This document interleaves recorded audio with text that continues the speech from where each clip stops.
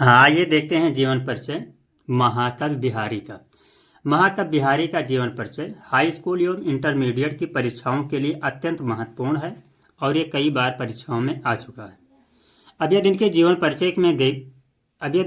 परिचय के बारे में देखें तो महाकवि बिहारी रीतकाल के प्रतिनिधि कवियों में से एक हैं, यानी कि कविवर बिहारी की गणना बड़े ही सम्मान के साथ की जाती है। श्रृंगार रस के वर्णन में ये निसंदेह ही अद्वितीय कवि हैं। उनकी श्लोकोत्तर आनंद प्रदायनी कल्पना, दूरदर्शिता, प्राकृत पर्यवेक्षण चातुरी, भाव माधुरी और व्यापक गरिमा बिरले ही कवियों में मिलती है। यानी कि बताया गया है कि महाकवि बिहारी के बारे में कि इनकी प्राकृत पर्यवेक्षण चातुरी, भाव माधुरी और व्यापक गरिमा बिरले ही कवियों को प्राप्त होती है। अब यदि इनके दोहों के बारे में देखें तो महाकवि बिहारी की दोहे, यानी कि महाकवि बिहारी ने अपने दोहों में नन्ही सी गागर में भाव एवं गंभीरता का लहराता हुआ सागर भर दिया है। यानी कि महाकवि बिहारी के बारे में कहा जाता है कि उन्होंने गागर में सागर भर दिया। इस महाकवि बिहारी के जन्म के बारे में देखें तो इनका जन्म ग्वालियर के निकट गोविंदपुर, यानी कि महाकवि बिहारी का जन्म ग्वालियर के निकट वसुआ गोविंदपुर नामक ग्राम में संवत 1660 यानी कि सन 1603 ईस्वी में हुआ था। अर्थात महाकवि बिहारी का जन्म ग्वालियर के निकट वसुआ गोविंदपुर नामक ग्राम में सन 1603 ईस्वी में हुआ था। इनके पिता का नाम केशव राय था।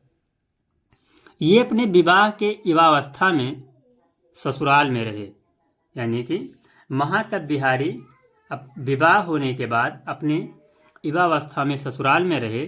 बाद में कुछ समय बाद, अर्थात कि उसके बाद कुछ समय बाद आगरा में रहे और फिर जयपुर के मिर्जा राजा जय सिंह के यहाँ भी रहे। एक बार ऐसा कहा जाता है कि जब राजा अपनी प्रेमिका के प्रेम में, यानी कि एक बार जब मिर्जा राजा जय सिंह अपनी प्रेमिका के प्रेम में राजकाज का सारा कारभार भूल गए थे, तब बिहारी ने उन्हें अपने दोहे से याद दिलाया। अर्थात एक दोहे से राजा की आंखें खोल दी। इसके बाद उसने बिहारी को अपने दरबार में स्थान दिया और उनके प्रत्येक दोहे पर एक स्वर्ण मुद्रा, जिसे हम असरफी कहते हैं, वो उन्हें दान में दी जाती थी।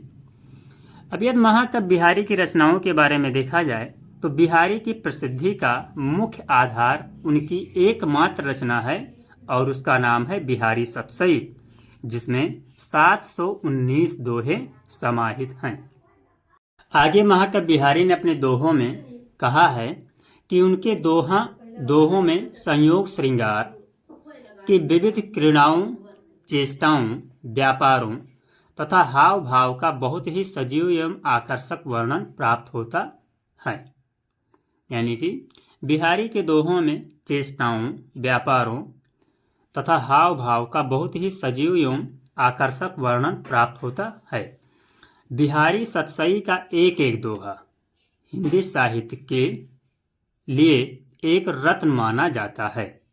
बिहारी सतसई का कुशल संपादन बाबू जगन्नाथ दास रत्नाकर ने बिहारी रत्नाकर के नाम से किया है। यानी कि बाबू जगन्नाथ दास रत्नाकर ने बिहारी सतसई को बिहारी रत्नाकर के नाम से भी किया है।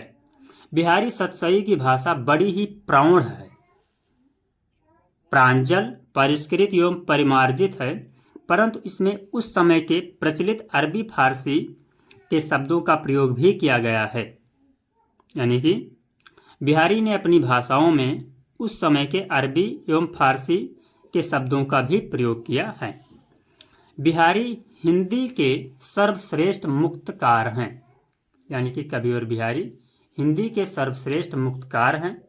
आचार्य रामचंद्र शुक्ल ने अपने ग्रंथ हिंदी साहित्य का इतिहास में लिखा है कि जिस कवि में कल्पना की समाहार शक्ति के साथ समाज शक्ति जितनी अधिक होगी, वह मुक्तक रचना में उतना ही सफल होगा, और ये क्षमता केवल कविवर बिहारी में है।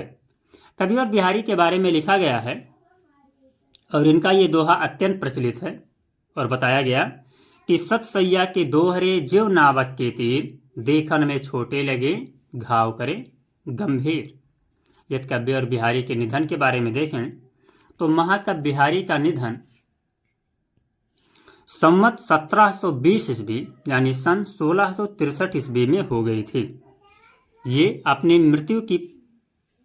अपनी पत्नी की मृत्यु के बाद बिहारी भक्ति और वैराग की ओर मुड़ गए। अर्थात जब महाकवि बिहारी की पत्नी की मृत्यु हो गई तो उस समय मृत्यु के बाद वह भक्ति और वैराग की तरफ मुड़ गए। धन्यवाद।